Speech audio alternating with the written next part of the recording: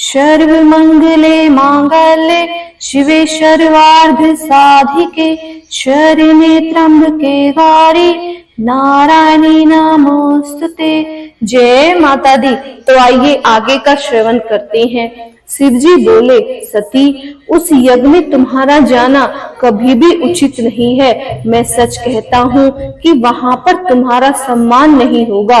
तुम्हारे पिता तुम्हारे लिए मेरे असहनीय निंदा करेंगे। उसे सुनकर अपने प्राणों को छोड़ दोगी। उसका तुम क्या कर लोगी? सती बोली, महादेव, मैं आपसे सच सच कह दे रही हूँ कि अपने पिता के घर अवश्य ही जाऊंगी। इसके लिए आप आज्ञा दें अथवा ना दें। शिव जी बोले, मेरे वचनों का उल्लंघन कर तुम बार बार अपने पिता के घर जाने की बात क्यों कर रही हो? वहां जाने का प्रयोजन क्या है? इसे सही और स्पष्ट रूप से बता दो, तब मैं उसका उत्तर पुनः दूंगा। जिन दुरात्माओं को अनादर का भय नहीं रहता, वे ही उन स्थानों पर जाते हैं जहां अपमान की संभावना रहती है। सती, सम्मान के योग्य व्यक्ति को सम्मान करने वाले के घर कभी नहीं जाना चाहिए, क्योंकि उस अपूजक के द्वारा की गई वह पूजा नहीं कही जाती। मेरी निंदा सुनने में यदि तुम्हें सुख नहीं मिलता, तो मेरे निंदक के घर जाने की इच्छा तुम क्यों कर रही हो? सती बोली, शंभो, आपकी निंदा सुनने में मुझे कोई सुख नहीं है। उस निंदा की सुनने की मेरी कोई अभिलाषा भी नहीं है, किंतु फिर भी मैं वहां जाना चाहती हूँ। महेशान, जिस समय मेरे पिता ने केवल आपको छोड़ अन्य सभी देवताओं को बुलाकर महायज्ञ आरंभ किया, उसी समय आपका अपमान हो गया और उसे प्रजा देख भी रही है। यदि मेरे पिता दक्ष आपका अनादर करके अभिमानी पूर्वक इस महायज्ञ को संपन्न कर लेते हैं, तो इस पृथ्वी तल पर कोई भी मनुष्य श्रद्धा से युक्त होकर आपको आहुति नहीं देगा। इसीलिए आप आज्ञा दीजिए या ना दीजिए, मैं वहां अवश्य जाऊंगी और वहां या तो आपके लिए यज्ञ भाग प्राप्त करूंगी अथवा यज्ञ का नाश कर डालूंगी। श्री शिव जी बोले, महादेवी, मेरे रोकने पर भी तुम मेरी बात नहीं सुन रही हो। दुर्बुद्धि व्यक्ति स्वयं निषिद्ध आचरण करके दूसरों पर दोष रोपण करता है। दक्ष पुत्री, अब मैंने जान लिया कि तुम मेरे कहने में नहीं रह गई हो, अतः अपनी रुचि के अनुसार तुम कुछ भी करो। मेरी आज्ञा की प्रतीक्षा क्यों कर रही हो? श्री महादेव जी ने कहा, नारद, तब महेश्वर के ऐसा कहने पर क्रोध के मारे लाल लाल आंखों वाली वे दक्ष पुत्री सती क्षण भर के लिए सोचने लगी कि इन शंकर ने पहले तो मुझे पत्नी रूप में प्राप्त करने की हेतु प्रार्थना की थी और फिर मुझे पा लेने के बाद अब ये मेरा अपमान कर रहे हैं। इसीलिए अब मैं इन्हें अपना प्रभाव दिखाती हूँ। तदंतर उन भगवान शिव ने क्रोध से फड़फड़ाते हुए होठों वाली तथा कालिंदी के समान नेत्रों वाली उन भगवती सती को देखकर अपने नेत्र बंद कर लिए। भयानक दाढ़ों से युक्त मुख वाली भगवती ने साहस उस समय अट्टहास किया, जिसे सुनकर महादेव विमूढ़ के समान भयाक्रांत हो गए। वही कठिनाई से आंखें खोली, उन्हें भगवती के भयानक रूप को देखा।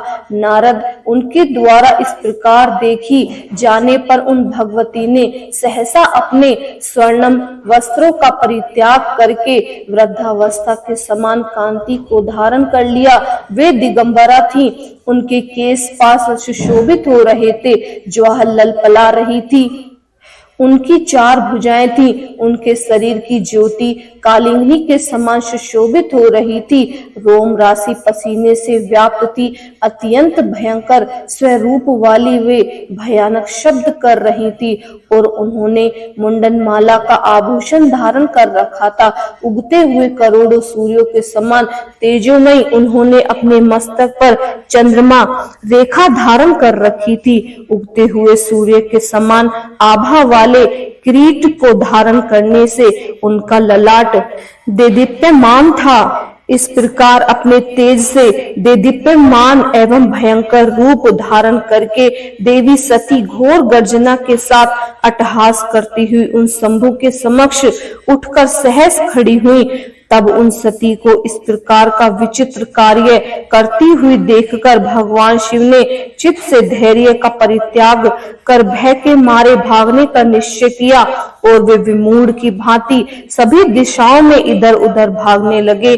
उन शिव को दौड़ते हुए देखकर वे दक्ष पुत्री सती उन्हें रोकने के लिए ऊंचे स्वरों में बोली कि डरो मत। इन शब्दों का बार बार उच्चारण करती हुई अत्यंत भयानक अट्टहास कर रही थी। उस शब्द को सुनकर वे शिव अत्यधिक डर के मारे वहां एक क्षण भी नहीं रुके। वे उस समय भय से व्याकुल होकर दिशाओं में दूर तक पहुंच रहे थे और बड़ी तेजी से भागे जा रहे थे। इस प्रकार अपने स्वामी को भयक्रांत देखकर वे दयामती भगवती सती उन्हें रोकने की इच्छा से क्षण भर में अपने 10 श्रेष्ठ विग्रह धारण करके सभी दिशाओं में उनके समक्ष स्थित हो गई।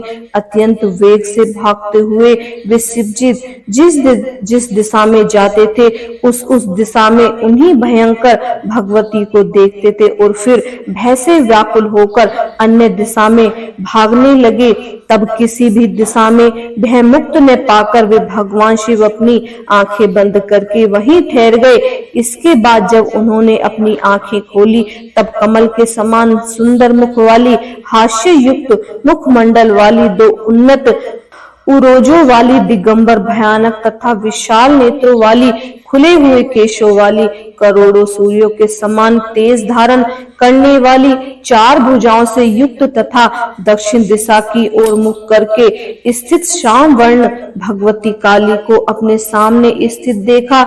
इस प्रकार उन भगवती को देखकर अत्यंत डरे से भगवान शिव बोले, श्याम वर्ण वाली आप कौन हैं और मेरी प्राण प्रिय सती कहाँ चली गई है? सती बोली, महादेव क्या आपने अपने सम्मुख स्थित मुझ सती को आप नहीं देख रहे हैं? काली, तारा, लोकेशी, कमला, भुवनेश्वरी, छिन्नमस्ता, षोडशी, त्रिपुर सुंदरी, बगलामुखी, धूमावती और मातंगी इन देवियों के ये नाम है। शिवजी बोले, जगत का पालन करने वाली देवी, यदि आप मुझ पर अति प्रसन्न है तो किस देवी का क्या नाम है और उनकी क्या विशेषता है, यह सब आप मुझे अलग अलग बताइए।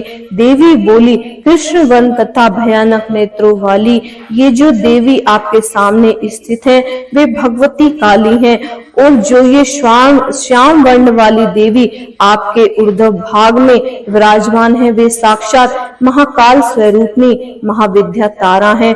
महामते आपके दाहिनी ओर जो भय दाहिनी दया मस्तक विहीन देवी विराजमान है वे महाविद्या स्वरूपिणी भगवती छिन्नमस्ता है।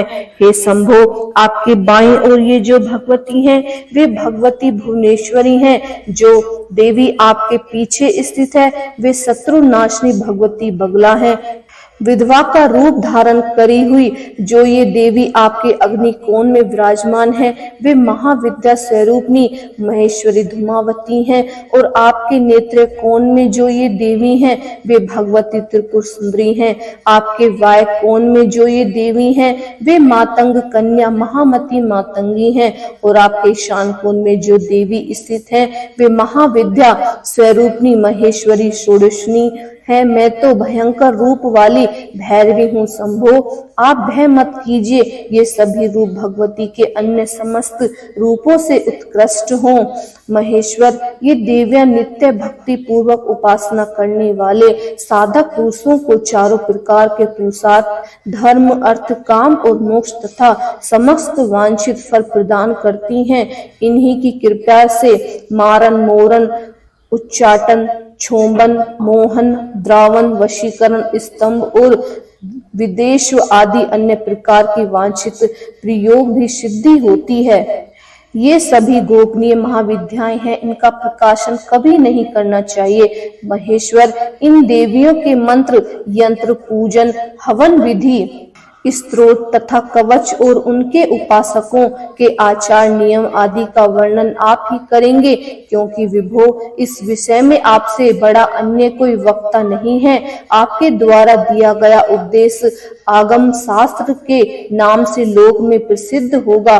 शंकर, आगम तथा वेद ये तीनों ही मेरी दो भुजाएं हैं। उन्हीं दोनों में से मेरे स्थावर जंगम संपूर्ण जगत को धारण कर रखा है। जो मूर्ख इन दोनों वेद तथा आगमन का महावश कभी भी उल्लंघन करता है, वह मेरे हाथों से च्युत होकर अधपतित हो जाता है, इसमें संदेह नहीं है। वे दोनों ही कल्याण के हेतु है तथा अत्यंत दुर्घटना और विद्वानों के द्वारा भी कठिनाई से जाने जाते हैं एवं उनका आघातन भी नहीं होता। जो मनुष्य आगमन अथवा वेद का उल्लंघन कर अन्यथा आचरण करता है, उसका उद्धार करने में स्वर्थ सामर्थ्य हूँ, यह सत्य है और इसमें कोई संशय नहीं है।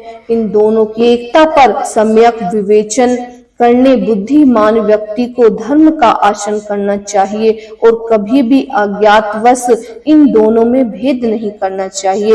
इन महाविद्याओं के जो साधक हैं, वे लोक में वैष्णव माने जाते हैं और मुझमें समर्पित अंतकरण वाले वे प्रशांत आत्मा हो जाते हैं। स्वयं गुरु के द्वारा दिए गए मंत्र, यंत्र तथा कवच को सावधानी पूर्वक गुप्त रखना चाहिए और उसे जहां कहीं भी प्रकाशित नहीं करना चाहिए। उसे प्रकाशित करने से सिद्धि की हानि होती है तथा अशुभ होता है।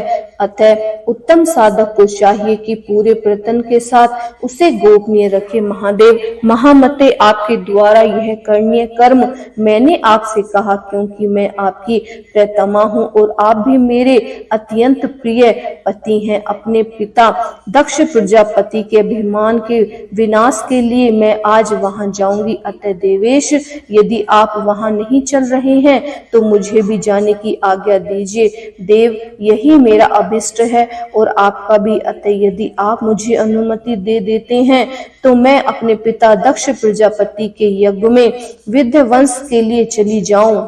श्री महादेव जी बोले, नारद, उन भगवती का यह वचन सुनकर शिव डरे डरे से खड़े रहे और फिर उन्होंने भयानक नेत्रों वाली उन देवी काली से कहा। शिव जी बोले, मैं आपको पूर्ण परमेशानी तथा पराप्रकृति के रूप में जान गया हूँ। अतः अज्ञानवश आपको न जानते हुए मैंने जो कुछ कहा उसे क्षमा करें। आप आगा हैं, परा विद्या है तथा सभी प्राणियों के विराजमान हैं। आप स्वतंत्र रहने वाली पराशक्ति हैं। अतः कोई भी कार्य करना या ना करने के लिए आपको आदेश देने वाला कौन है? शिवे, प्रजापति दक्ष के यज्ञनाश के लिए यदि आप जाएंगी तो मेरी कौन सी शक्ति आपको रोकने में समर्थ है, और भी मैं भी आपको कैसे रोक सकता हूँ? महेशनी, पति भाव से मैंने आपको जो भी अप्रिय वचन कहा है उसे आप क्षमा करें और आपकी जो इच्छा हो सो आप करें।